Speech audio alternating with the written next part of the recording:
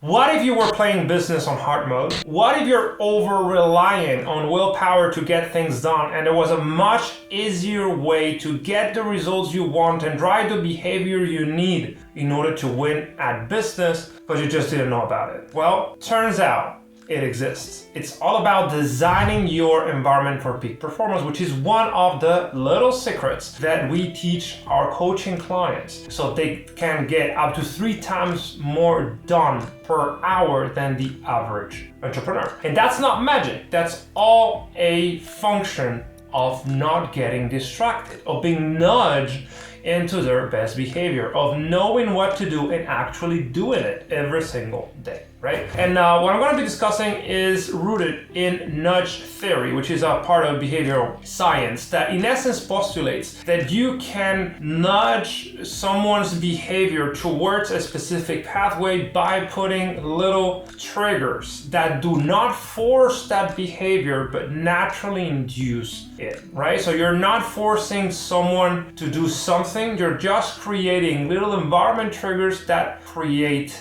a choice in their mind, a default choice. And a good example of this would be the fly they put in the urinals in some airports. I'm sure you've seen it. That naturally improves men's aim. And this theory was first developed in 2008 by Cass Sunstein and Richard Thaler, and right now it is widely proved, right? So the idea here is that you should only be using your willpower to design an environment that nudges you into peak performance. Everything else is just a waste of resources. And the video is all about how to identify the triggers of the bad behaviors you want to eliminate, how to create triggers for the behaviors you want to implement, and over time, how to have an environment that gives you no other choice that operate at peak performance. Because you may want to be your best self. You may want to show up at work truly driven to get things done. You can truly be elite in how you think, how you perform, how you execute.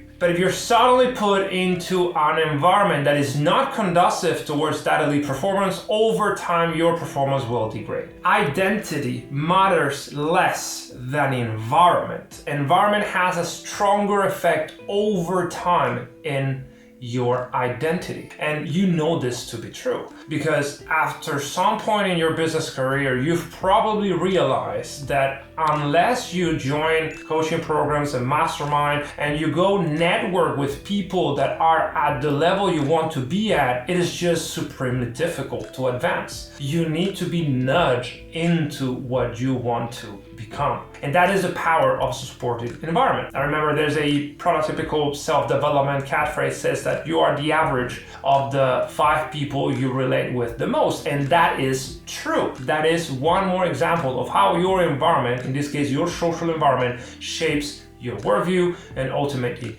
your behavior. So designing your environment for optimal default is absolutely crucial if you truly want to be your best self. So how do you do it? Well, it could not be simpler. I like to start by eliminating the friction, eliminating the things that are nudging me towards bad behaviors, things that are not helping me, right? And that can be like smoking. I used to smoke years ago, or it can be just getting distracted and surfing internet and watching YouTube videos, whatever it is that distracts you, that prevents you from being focused and present every day. Identify the triggers, make a list of all of the things that are preventing you from actually focusing, and then eliminate them and see what happens in your mind. See how do you react to that, right? Do you have a nervous twitch to just go surf YouTube? Do you have this like internal addiction to get distracted? If you start seeing these patterns, congratulations, you are starting to raise your self-awareness and understand the behavioral stack that you have been having those years and what needs to be changed. So once you have eliminated the negative triggers, then reverse the exercise and ask yourself, what behaviors do I want to have in my day-to-day? What needs to be done and how can I make sure that I actually get it done? Well, that is when you design those positive triggers. So let's say, for instance, that you tend to get distracted every day by surfing the web and watching too much YouTube. Well, what would be a positive trigger to prevent that from happening? It would be having a post-it note on your computer saying, remember to activate a website blocker so I do not access YouTube. For instance, that would be a good thing, right? You can also automate that, but the idea is that you proactively start creating a separation between who you want to become and the behaviors that are dragging you back. And this is common for all human beings, but for us entrepreneurs, it is even more important because we have no time to lose, because entrepreneurship is already hard enough for us to make it even harder by not having control over our own behavior. And then finally, and this is something that I believe it is more important, everything you are going to be doing in your life that is going to give you a positive return on investment is predicated on long-term vision. If you're playing short-term games, you're going to be winning